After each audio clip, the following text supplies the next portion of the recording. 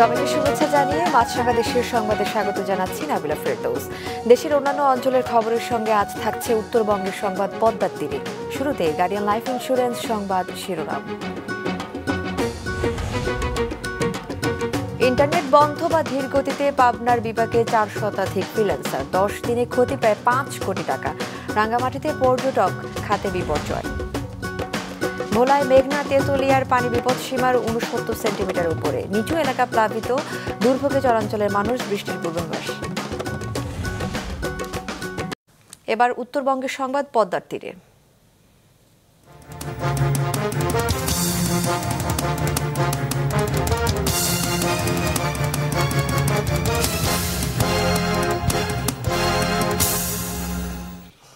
চলমান সহিংসতা ও নাশকতায় ইন্টারনেট বন্ধ বা ধীর গতির কারণে পাবনায় বিপাকে পড়েছেন 4 শতাধিক ফ্রিল্যান্সার। জেলার ফ্রিল্যান্সার ডেভেলপমেন্ট সোসাইটির হিসাবে গত 10 দিনে জেলায় এ খাতে লোকসানের পরিমাণ প্রায় 5 কোটি টাকা।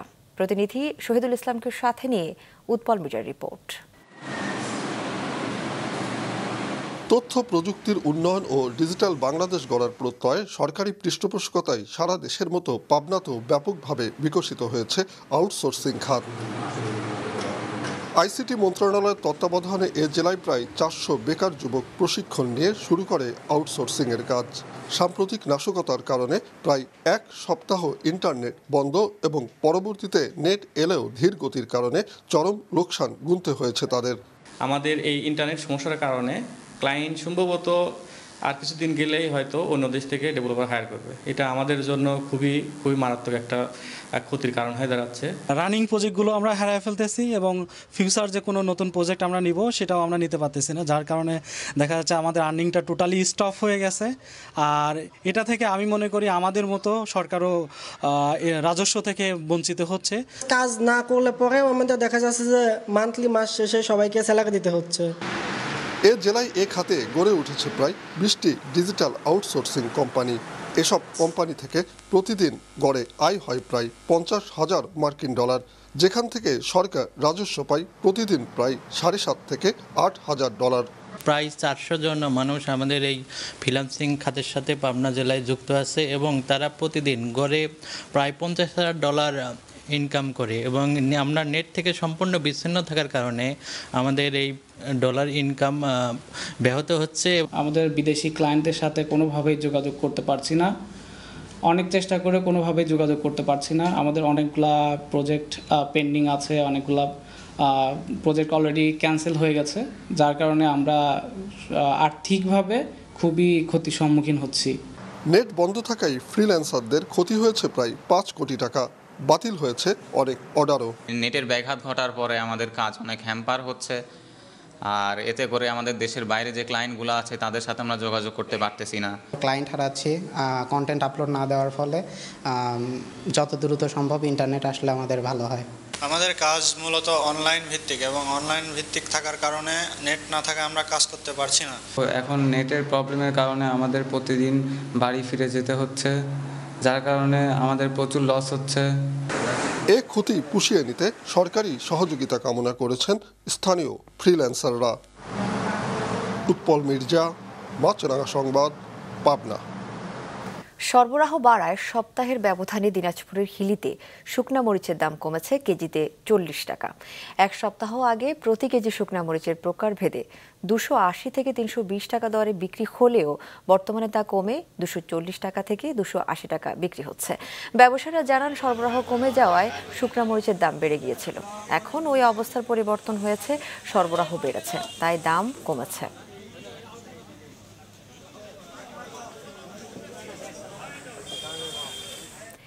দিনাজপুরের বিরামপুর সীমান্ত এলাকা দিয়ে ভারতে পাচারকালে 2.5 কেজি ওজনের সাপের বিষ জব্দ করেছে বর্ডার গার্ড বাংলাদেশ বিজিবি।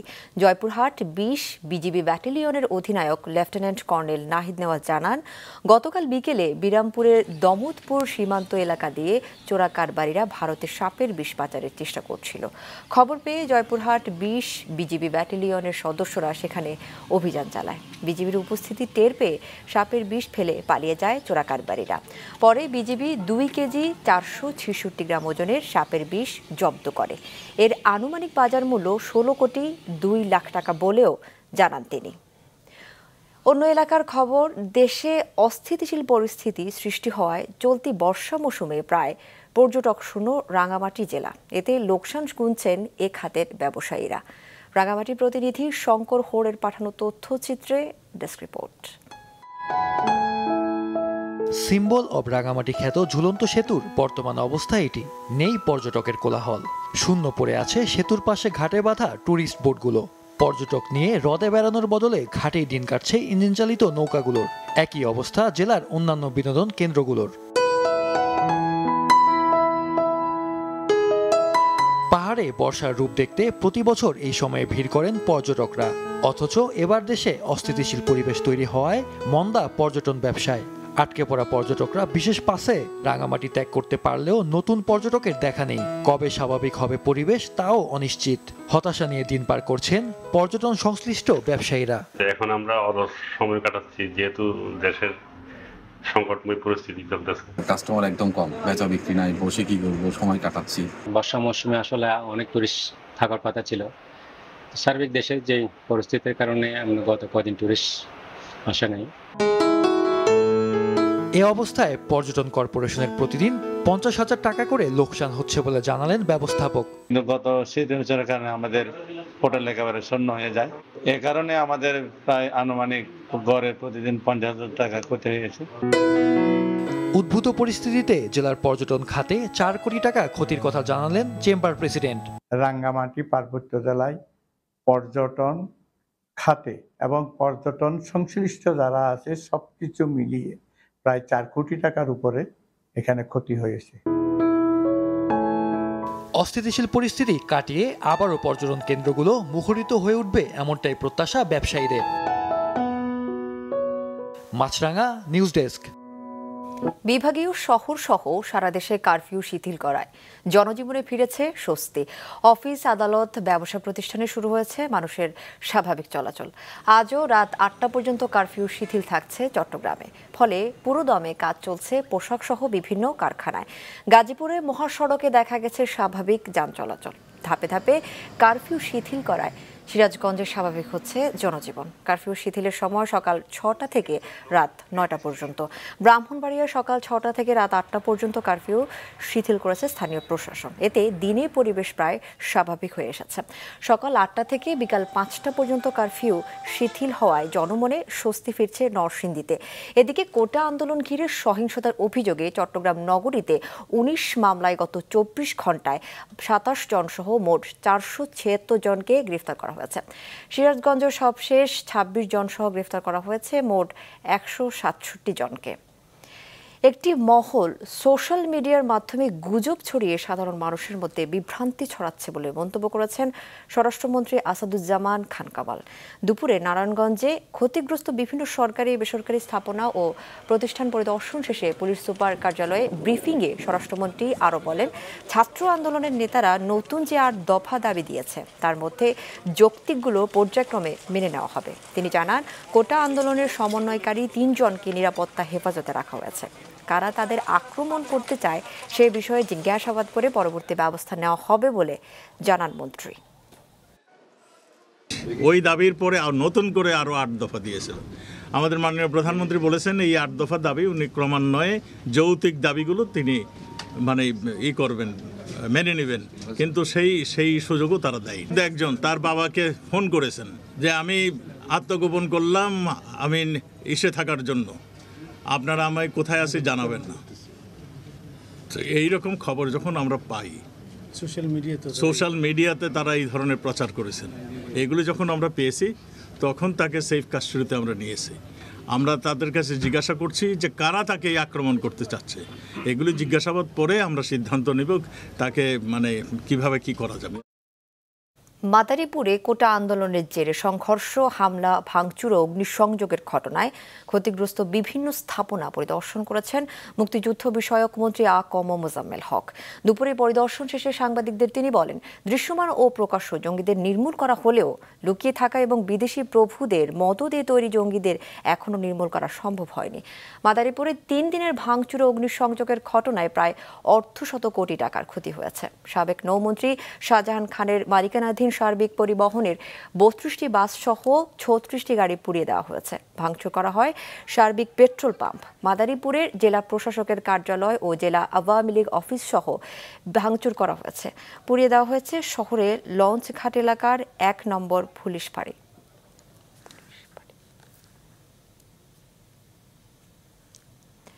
বঙ্গোপসাগরে সৃষ্ট লঘুচাপের প্রভাবে অতি জোয়ারে ভোলায় মেঘনা ও তেঁতুলিয়া নদীর পানি বিপদসীমার 69 সেন্টিমিটার উপর দিয়ে বইছে। এতে প্লাবিত হয়ে পড়েছে বন্যা নিয়ন্ত্রণ বাঁধের বাইরের নিচু এলাকা।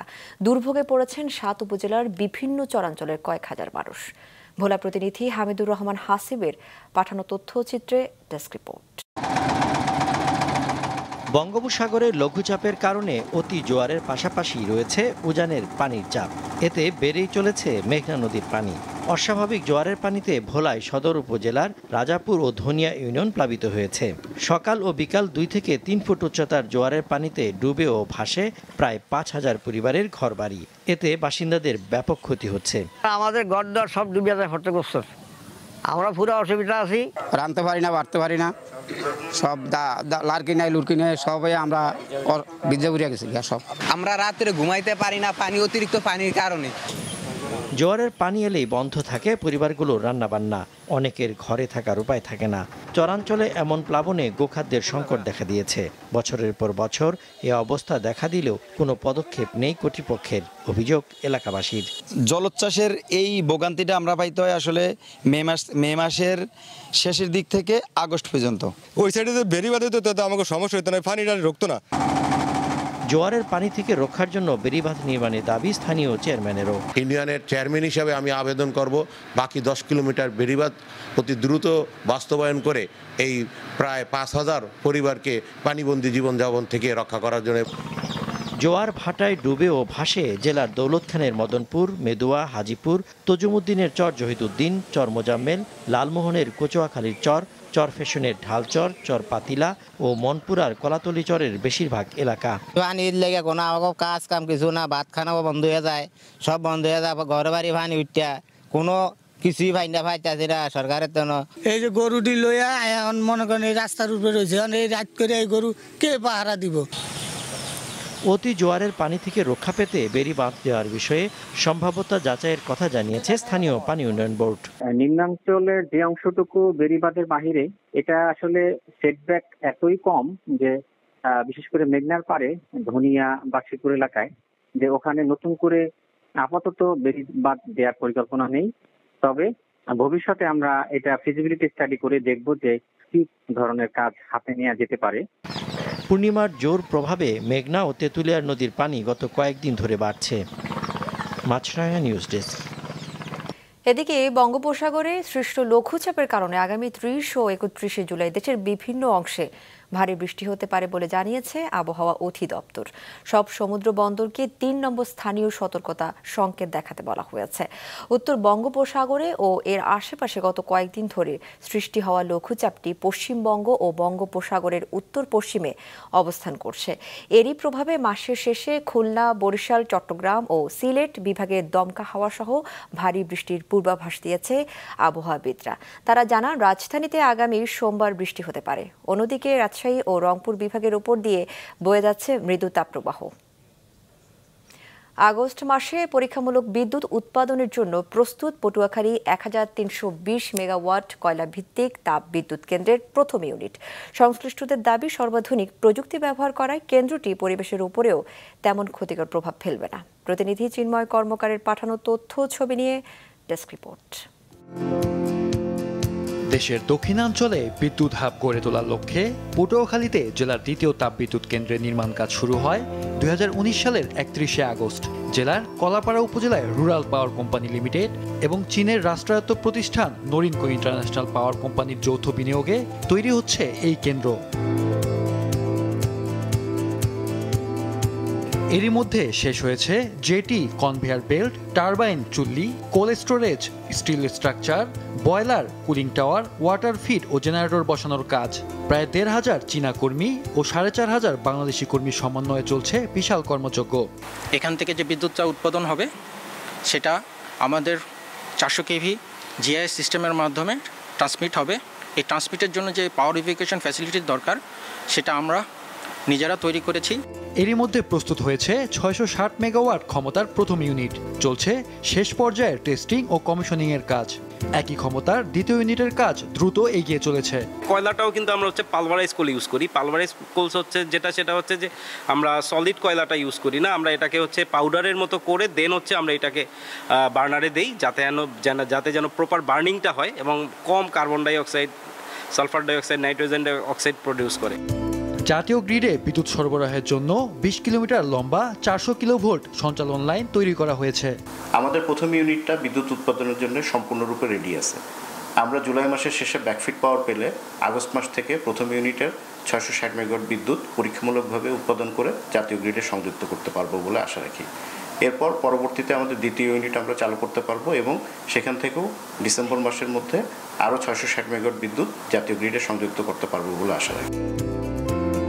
পটুয়াখালীর রাবনাবাদ নদীর তীরে 915 একর জমির উপর এই বিদ্যুৎ কেন্দ্রের প্রায় 90% কাজ এরই মধ্যে শেষ। কেন্দ্রটি তৈরিতে খরচ হচ্ছে 27,000 কোটি টাকা। এর আগে 2020 সালে জেলার প্রথম কয়লা ভিত্তিক তাপ বিদ্যুৎ কেন্দ্র পায়রা উৎপাদনে আসে। মাছরাঙা নিউজ ডেস্ক। নরসিংদী জেলা কারাগারের ক্ষয়ক্ষতি নিরূপণ করে এটি দ্রুত ব্যবহার উপযোগী করা হবে বলে জানিয়েছেন ঢাকা বিভাগীয় কমিশনার মোহাম্মদ সাবিরুল ইসলাম। সকালে কারাগার পরিদর্শনকালে তিনি আরও বলেন, দ্রুত সময়ের মধ্যে ক্ষয়ক্ষতি নিরূপণ করে কারাগারটি ব্যবহারযোগ্য করতে প্রয়োজনীয় ব্যবস্থা নিতে সরকারকে পরামর্শ দেওয়া হবে। এ সময় অতিরিক্ত কারা মহাপরিদর্শক, নরসিংদী জেলা প্রশাসক, পুলিশ সুপার ও র্যাব 11 এর সিও সহ অন্যরা উপস্থিত ছিলেন।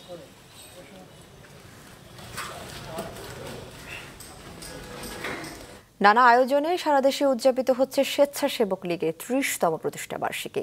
গোপালগঞ্জে স্বেচ্ছাসেবক লীগের প্রতিষ্ঠা বার্ষিকী ও প্রধানমন্ত্রী শেখ হাসিনার পুত্র ও আইসিটি বিষয়ক উপদেষ্টা সজীব ওয়াজেদ জয়ের জন্মদিন উপলক্ষে সকাল 7টায় জেলা আওয়ামী লীগ কার্যালয়ে জাতীয় ও দলীয় পতাকা উত্তোলন করা হয়।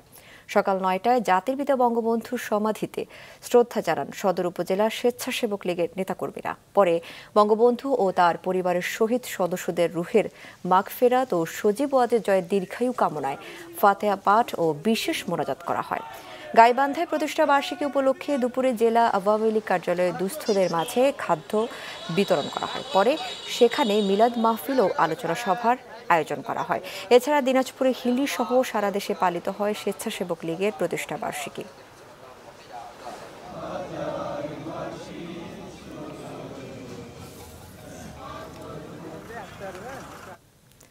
ব্রাহ্মণবাড়িয়ার নবীনগরে সরকারি উদ্যোগে কচুরিপানা থেকে তৈরি হচ্ছে জৈব সার। জলকমল নামের এই সার ব্যবহারে রাসায়নিক সারের প্রয়োগ অন্তত 25% কমে আসবে বলে মনে করছেন সংশ্লিষ্টরা। ব্রাহ্মণবাড়িয়ার প্রতিনিধি আশেক মান্নান হিমেলের তথ্য ছবিতে ডেস্ক রিপোর্ট। নদ নদী, হাওর আর ডোবানালায় কচুরিপানার বংশবৃদ্ধি দ্রুত ঘটে। এক পর্যায়ে তা জঞ্জালে পরিণত হয়। এসব আগাছা কোথাও কোথাও ব্যবহৃত হয় গবাদি পশুর খাদ্য হিসেবে। কেউ কেউ ব্যক্তি পর্যায়ে এ দিয়ে আসবাব তৈরির উদ্যোগও নিয়েছেন। তবে এখন এই কচুরিপানায় তৈরি হচ্ছে মোড়কজাত জৈব সার। ব্রাহ্মণবাড়িয়ার নবীনগরে উপজেলা প্রশাসন এই সার তৈরির উদ্যোগ নিয়েছে। পাইলট প্রকল্প হিসেবে বিশেষ প্রক্রিয়ায় উৎপাদিত সারের নাম দেয়া হয়েছে জলকমল। 26 জন ডিলারের মাধ্যমে এই সার বিক্রি হচ্ছে স্থানীয় বাজারে। ব্যাপক চাহিদা আছে, এবিতে আমরা জলকমল বিক্রি করতেছি। চাষিরা জানান, রাসায়নিক সারের চেয়ে এর দাম কম। 50 কেজির বস্তা 200 টাকা।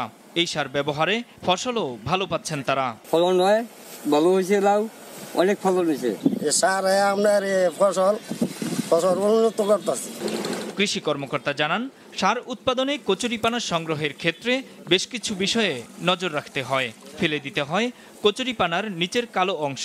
এরপর পাতাসহ বাকি অংশ নির্দিষ্ট পরিমাণে স্তূপ করা হয় প্ল্যান্টে। এর সঙ্গে পরিমাণ মতো মেশানো হয় ছত্রাক, অল্প পরিমাণে রাসায়নিক সার ও চুন। আমাদের সারগুলো তৈরি হইতে লাগে আপনার 3 মাস। এই প্ল্যান্টটি তৈরি করতে আমার 10 জন কৃষক রয়েছে। আমি প্রশিক্ষণ করে 10 জন কৃষক দিয়ে এই কচুরিপানা দিয়ে এই প্ল্যান্টটি আমি তৈরি করেছি। এ পর্যন্ত আমাদের 5 টনের উপরে বিক্রি হয়েছে এবং আমরা যে সার রয়েছে আমাদের পারিবারিক পুষ্টি বাগান রয়েছে তাদেরকে আমরা কৃষকদেরকে দিয়ে থাকবো। উৎপাদন বাড়াতে 10টি প্ল্যান্ট স্থাপন ও বাণিজ্যিকভাবে বিপণনের পরিকল্পনা রয়েছে বলে জানান উপজেলা নির্বাহী কর্মকর্তা। কাজ শুরু করার পরে 2 মাস পরে আমরা সেই জৈব সারটি পাই এবং ল্যাব টেস্টে এসেছে একটি আপনার স্ট্যান্ডার্ড জৈব সারের যে সকল উপাদান আছে আমাদের কচুরিপানা থেকে উৎপাদিত জৈব সারের সবগুলো উপাদানই রয়েছে। প্রতি প্ল্যান্ট থেকে যদি 5 টন প্রতি মাসে 5 টন করে বিক্রি করতে পারি তাহলে আপনার 10টি প্ল্যান্ট থেকে 50 টন আমরা জৈব সার প্রতি মাসে বিক্রি করতে পারবো। তো প্রতি মাসে যদি 50 টন জৈব সার আমরা বিক্রি করতে পারি তাহলে সেটা প্রায় 25% রাসায়নিক সার আমাদের ব্যবহার করতে হবে না। এরই মধ্যে উদ্ভাবনী মেলায় চট্টগ্রাম বিভাগীয় পর্যায়ে 2য় স্থান অর্জন করেছে গত ডিসেম্বরে শুরু হওয়া এই প্রকল্প। মাছরাঙা নিউজ ডেস্ক। জামালপুরে অনুষ্ঠিত হলো হাডুডু প্রতিযোগিতা। জনপ্রিয় এই খেলাকে টিকিয়ে রাখাই এর উদ্দেশ্য বলে জানান আয়োজকরা। জামালপুর প্রতিনিধি মাহফুজুর রহমানের তথ্য ছবিতে ডেস্ক রিপোর্ট। বিভিন্ন গ্রামীণ খেলাধুলা বাঙালি সংস্কৃতির ও ঐতিহ্যের অংশ হলেও কালক্রমে তা হারিয়ে যেতে বসেছে। এ থেকে বাদ পড়েনি হাডুডুও।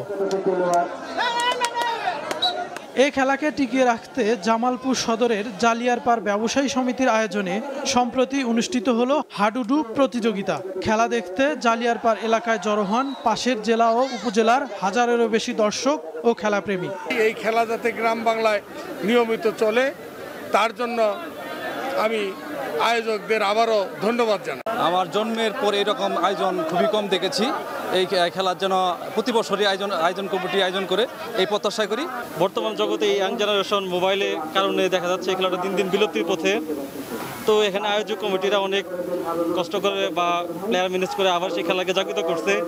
আমরা এই খেলার মাধ্যমে সামাজিক বন্ধনটা গড়ে উঠবে। শক্তি ও দমের লড়াইয়ের এ প্রতিযোগিতায় স্থানীয় দেউলিয়াবাড়ি দলকে হারিয়ে চ্যাম্পিয়ন হয়েছে বুখুঞ্জা দল। পরে চ্যাম্পিয়ন ও রানার্স আপ দলকে পুরস্কার দেওয়া হয়। আয়োজনের অভাবেই হাডুডু খেলা হারিয়ে যাচ্ছে বলে মনে করেন খেলাপ্রেমীরা। গ্রাম বাংলার ঐতিহ্যবাহী খেলা এটা।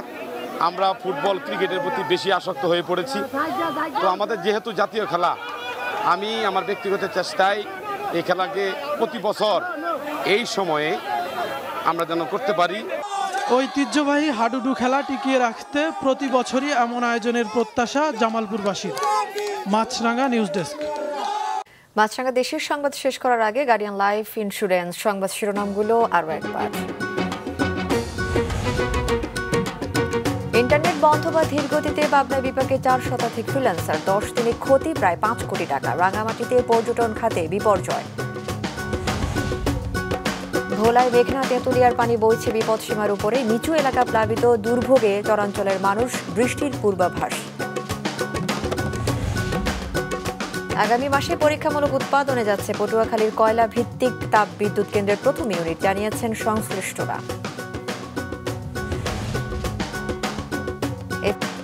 ফেসবুকে আপডেট পেতে ভিজিট করুন মাছরাঙা টেলিভিশনের পেজে। ইউটিউব চ্যানেলেও দেখতে পারেন আমাদের সংবাদ, প্রতিবেদন ও অনুষ্ঠান। আমাদের পরবর্তী সংবাদ সন্ধ্যা 7টায় দেখার আমন্ত্রণ রইল।